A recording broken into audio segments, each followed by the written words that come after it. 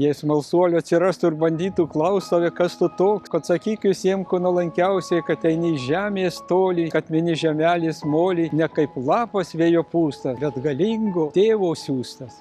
Taip jau Dievo apvaizdą leido, kad tapau 1989 metais vyskupu.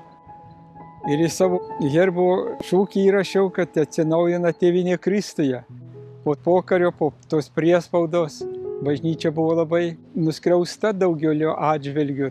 Dairiausi, kasgi galėtų būti tokiu kelrodžiu ir pavyzdžiu.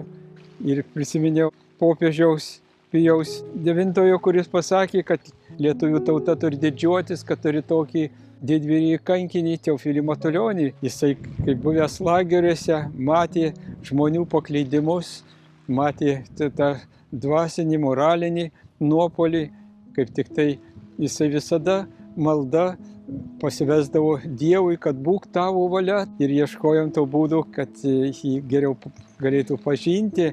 Savivaldybė prisidėjo, sutarėm su vietinė valdžia, čia tai buvo meras Jakelis, architektas Petrauskas, čia dar būtų aikštė nesutvarkyta, visai kitaip atrodė. Pasitarėm, kad čia reikėtų skulptūros. Pirmas mano variantas buvo ant kryžiaus jį pastatyti. Bet brangiai kainuoja, akmuo ir darbas, labai mes neturėjome tokių išgalių padaryti. Taip, iškalėm ant kolonėlės ir viskas. O paskui, kada atėjo jau benefikacijos ta byla, tai jau tada rekonstrukciją padarė. Surado Vladą Žuklį Kaune, kuris apsiėmė mums skulptūrą paruošti.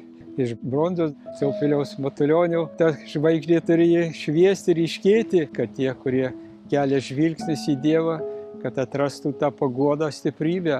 Visiems bus ir įpareigojimas, kad būtume ir mes dori, sąžiningi, teisingi, pagal Teofiliaus Matulionio dvasinę kryptį, kuris laimina šitą mūsų miestą ir visus žmonės, kurie čia darbuojasi, kad tikrai būti tikrais Kristaus mylėtojais ir liudytojais.